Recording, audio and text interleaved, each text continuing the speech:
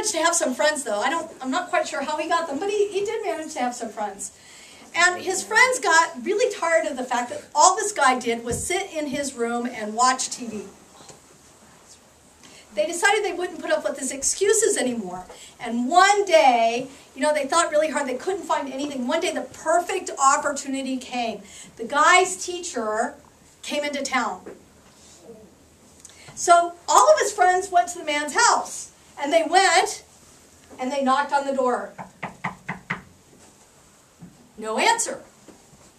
So they knocked some more. And then they rang the doorbell. Ding dong, still no answer. Thank you very much. And then they knocked again, really insistently without stopping, and rang the doorbell quite a few times. And finally, after, I don't know, about a minute of knocking on the door and switching off and ringing the doorbell incessantly, they heard something inside. Apparently, this man had decided to get up, and he came and he answered the door. Now, I have to tell you, when he answered the door, he looked pretty rough. He pretty much looked like something the cat had drug in.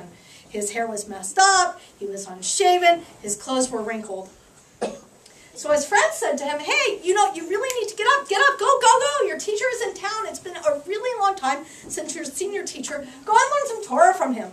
And the man looked at them like they were nuts. He's like, you must be nuts. He said, I can't do that. There might be a lion in the middle of the road. And his friend said, what? A lion in the middle of the road? You live in a city. He said, yeah, there might be a lion in the middle of the road. I can't go. And they looked at him and they said, sorry, that excuse won't fly. Your teacher is on the same street as you. He said, well, the lion might be in the street that I have to cross right here as soon as I walk out the door. And if I do that, the lion will eat me, and I'm not doing it. And they looked at him and he said, no, that won't work either. He's in the same building. You just have to go down the stairs. And he said, well, the lion might be in the stairs. Who knows? And they said, no, the lion isn't in the stairs. We just came up the stairs. He said, and they said, go see him. And he said, well, if I go, his door may be locked. And they said, you idiot, you live in the city. You're supposed to lock your door. When you go knock on the door, he'll look in the peephole, he'll see it's you, and he'll answer the door. And the guy hesitated because he realized he was out of excuses. And then he looked his friend straight in the eye, and he said, I don't care who's here or what you want to do. I am not going. I'm going back to sleep. And with that, he slammed the door in his face, and he went back to bed. Okay, my friends, in this story, the friends are God. Who do you think the man is? Us. Yeah, that man would be us. In this story, the man would be you and me. And I have to tell you something about this. This is not because you and I have something in common with the man. This is because that man, the way he answered his friend, that's how we live our lives. His answer is our life. You see, think about it. Every day, we get up in the morning. Most of us shower, some of us take a bath, some of us don't, but we get up in the morning and we do what it is we do. So when I get up and I shower, I eat some breakfast, I go get a cup of coffee, yes, my ubiquitous cup of coffee. Even when I'm in New York, I get a cup of coffee. And then I go to work. And I do this out of the force of habit. We, when we do this, are not thinking about kind of being in the moment, we're just kind of doing this. Now, when you do this, you may not be thinking about going back to bed. Although, where's Jennifer? She may be. I do.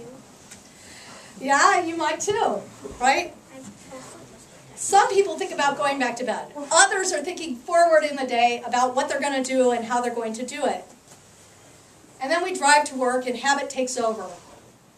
Where is Andrea? Changing tires and habits. We're not present. Maybe we drive to work. And that's kind of how our life goes. For the most part, we are not present to the effect that our actions and our words have on ourselves and our lives. Most of us just aren't. Another way to say that is that we kind of sleep through life. Even when God comes knocking on our door, just like the friends, calling on us to wake up and answer the door, we go right back to sleep. Tonight, at Kol Nidre, and tomorrow, God is knocking. God is knocking on the door and ringing your doorbell. Wake up. Wake up. All right, now for a short commercial break. Staying alive. Short, yeah. How many of you have heard the saying that human beings, or the fact that human beings use only 10% of their brain? No, be honest, it's okay. How many of you believe it's true? It's okay. It's not only an exaggeration, it's untrue. The facts are based on scientific evidence, and I'm not, again, going to quote the study, but I can tell you, when they do CAT scans and MRI studies, that human beings actually use almost 99% of their brain almost all of the time. You use almost all of your brain, not just 10%, and they have it factored, they like to do this, even when you're asleep. Do you know that your brain uses so much energy that if they were to hook it up, and measure it electrically, you could light up a 25-watt light bulb. Cool. Wow, if we could only do that, think about how much money we'd save on our light bill in the winter, right? They haven't figured out how to do this. But yeah, it's scientifically true, and if you're interested, I'll give you the study. You can go look it up. Okay. But the amount of brain power, like the amount of energy, the amount of brain power you use, doesn't say a whole lot, except for that's just the amount of brain power you use and the amount of brain. It doesn't tell you how conscious or how aware you are. Consciousness and awareness, which are two separate things, is not located in a single part of the brain. In fact, we don't know how consciousness is formed. Even though there's lots of people trying to figure it out, we don't know. What we do know is that consciousness and awareness is formed by different parts of the brain working together and in sequence at the same time. Okay? What we do know is that there are many levels of awareness. We're aware of a lot of things at many different levels. But to a large degree, we are not conscious of what we're aware of. We know lots of things, we're aware of them, but we're not conscious of them. It doesn't register. And at the next level, when you're aware of something, and it reaches your consciousness, one of the next stages, there are lots of stages, is that you can't talk about it because it's not at the level at which you can give it cognitive thought. You are aware, but not conscious. That's what habit is. It's when we function on automatic mode in a way that's involuntary and unaware. Another way to say it, we are asleep. And tonight, God is knocking. Wake up. Now, in normal circumstances, like this guy, if someone were to make an excuse to you that there might be a lion in the middle of the road as a means of not acting, you might think that we were pretty nuts. Well, maybe not in Alaska. In Alaska, they have moose. That can be kind of scary. Yeah? If there was a moose in the middle of the road, I think that I wouldn't go too, but that's not what was happening. I would go. Yeah? You know, you're braver than me. I'm not going to brave a moose. I've heard horror stories about them. Anyway, if there was a moose in the middle of the road, you definitely ought not go. This is not a why did the chicken cross the road joke, really. Okay? But the issue is not whether there really was a lion or there wasn't a lion. It's that it wasn't likely to be true. The guy lived in the middle of a city. The man was clearly looking for excuses. Or maybe he was half asleep and he was dreaming as he entered the door, and he really did dream that there was a lion in the middle of the road. Either way, the key is he was asleep. And the idea of staying asleep was more alluring than waking up. he would rather be asleep than wake up to the reality of the world surrounding him, which is that he wasn't doing anything. Just like us. Okay, a real life example. You ready? Most days, I set my alarm for 6:30 a.m. so I can get up and go run. And yes, I do run. I have a PT test in 2 weeks. I get up early so I can get my day going early, right? Because I like, I'm pretty energetic. I like starting early. But most days when I do this and the bell rings, what do? Yeah, I roll over and I do exactly what Daniel said. I roll over and I hit the snooze button and I sleep for 10 more minutes. And then the alarm goes off and I hit the snooze again and I sleep for 10 more minutes. And then I hit the snooze again and then I get up because after 3 times my clock doesn't snooze anymore. And if I go back to sleep, I'll oversleep. But here's the catch. I don't just do this when I'm asleep. No, I don't do this just when I'm waking up. I really do this in other areas of my life. So do you. We would rather be comfortable than wake up in our lives. We'd rather hit that snooze button than take on what we need to take on. We would rather believe that we are incapable or unable rather than take something on and fail. We are unwilling. So why would you even try? We'd rather stay asleep. Because you know what? You can, unless you're an insomniac, and even then when you're exhausted, you can succeed at sleep. But today,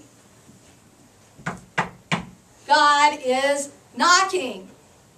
Wake up. Answer the door.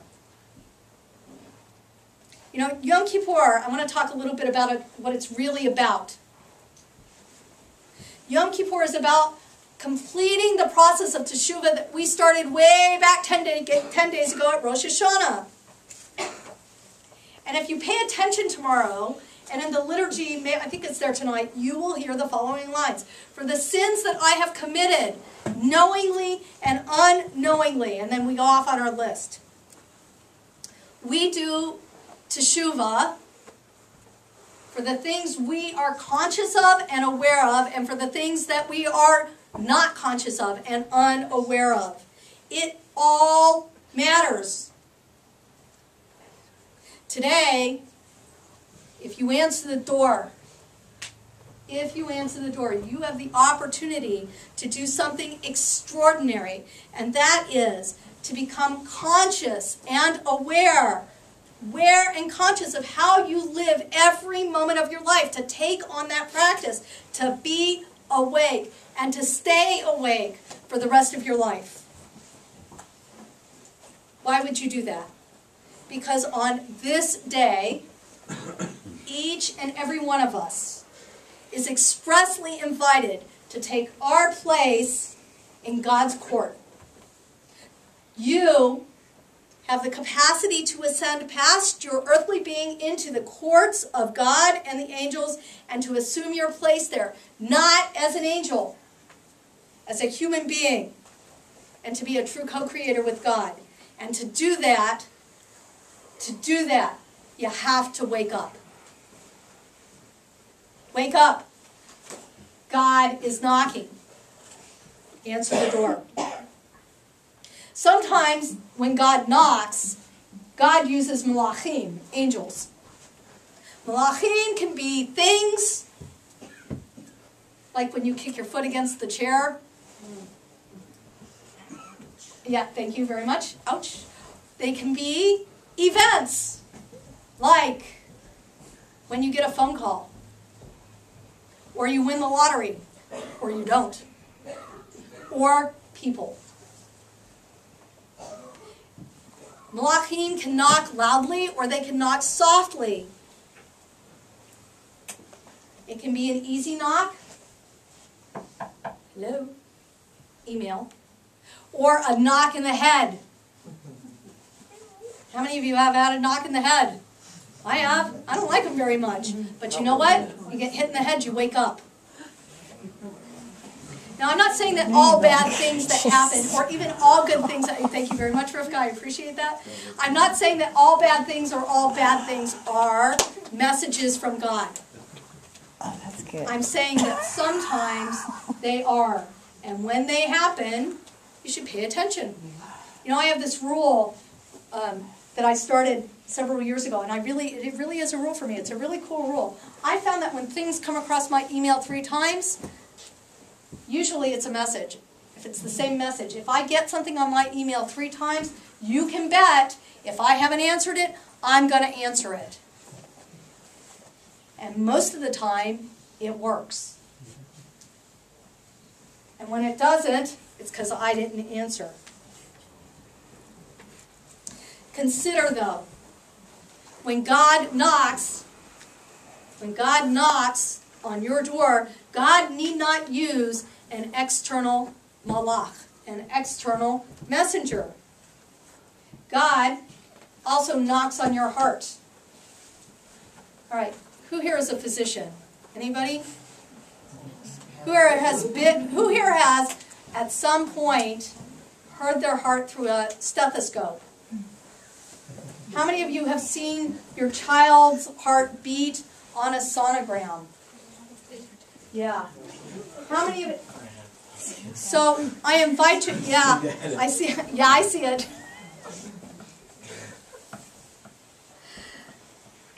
God, and what does your heart do? It goes thump, thump, thump, thump, just like a knock. Most of the time, we're not conscious of that heart knocking. Tonight, you have the opportunity to become conscious of how God is knocking on your heart. And I'm going to tell you how to do that. And it's the reason that I put the drash here as opposed to later. It's through the confessional, the vidui. Now, when I talk about the confessional and the vidui, I'm talking about the one that goes, you know, Ashamnu, Bagadnu, Gazalnu, Divarnu, Dofiyada, right? And you'll notice that there are 2 parts. There are actually 5 confessionals that we do. Some parts of the confessional have very different words. Other parts are repetitious and the same, like Chatanu Lifanecha. You'll hear that a zillion times. Yeah? And then you'll also hear the Ashamnu at least 5 different times. And we do an action with it. What action do we do with this? This. Right? Why do we do this? Why do we do this? Why? Wake up. Maybe. Small indication of... I submit to you that it is not to beat yourself into submission because you did wrong. That would be an oh, woe is me. I do know people who do that. And by the end of Yom Kippur, they have a bruised chest. You think I'm kidding? I submit no, it hurts when you do that. I submit that this is not what that is. That this knocking, you're very close. I just want to get there so people also can make the leap, okay? So that this knocking is something else. What other action in your life does this? Heart. Who's knocking? God. God is knocking. God is knocking through your hand. God is knocking through your hand. Usually when we knock on someone's door, it's to see if they're home, right? Even when they have a doorbell, if you can get to their door, most people's first action is to knock on the door. That's kind of how I'm trained.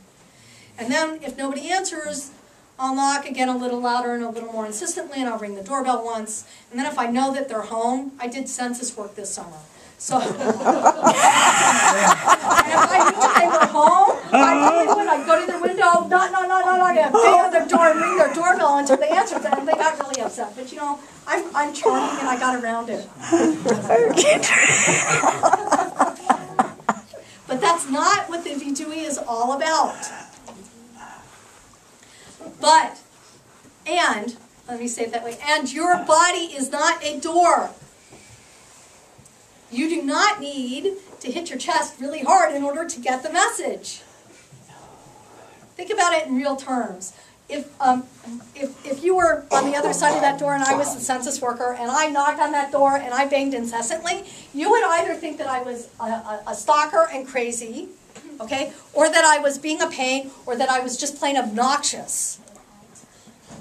And probably you would like not come answer the door after a while because I was pounding so hard and being so insistent. In the case of the vidui, in the case of God knocking, pounding is not the answer. Instead, there's a different way to look at it. The knocking is really a soft tap. It's designed to remind you of something. It's designed to click into associative thinking. And I say this because it's designed to tap into your senses. You're using your mouth, with your words, you're speaking, you're feeling, you're touching, and you're hearing.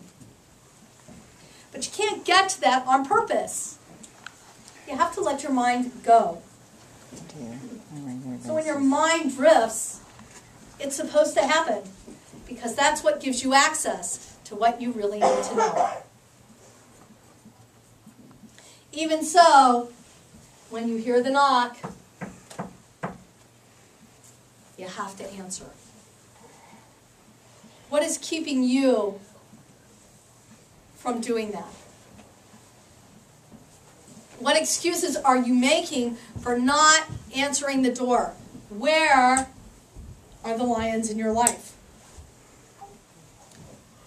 Normally, this knock at the very end of the service on Yom Kippur comes through the shofar.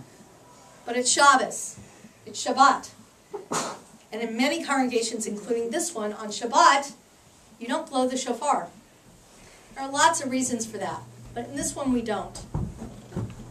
So you have to rely on something else. What do you do? A story. There was a simple man who went to visit an island. Call it Fairbanks. He woke up. I know, it's like ridiculous, I know. But it made you laugh. Okay. He woke up one night to the sound of a lot of people beating drums. He was very startled because he didn't know what was happening. He rushed out of his apartment after he got dressed and to find out what was going on. And he was informed by somebody standing there that there was nothing to worry about. There had been a fire, but the drummers had been alerted, and they were the ones who beat their drums. They didn't have a phone, apparently, and they alerted the fire department, and they put out the fire. It must have been Fairbanks before they had phones. Anyway, and the man was very naive, and he thought that the drums were magic and could extinguish the fires. So he purchased a few on his own, and he put them around the island, and he had them shipped to his hometown when he went back. He distributed the drums to his neighbors and to his friends, and he told them not to worry, that the next time a fire broke out, that all they should do is beat the drums and the fire would go out. So the predictable thing happened. There was a fire. And he calmly assured his friends that it would be okay, and what did he have them do? Beat the drums. Thump, thump, thump, thump, thump, thump. And to his dismay, one house after another burned to the ground.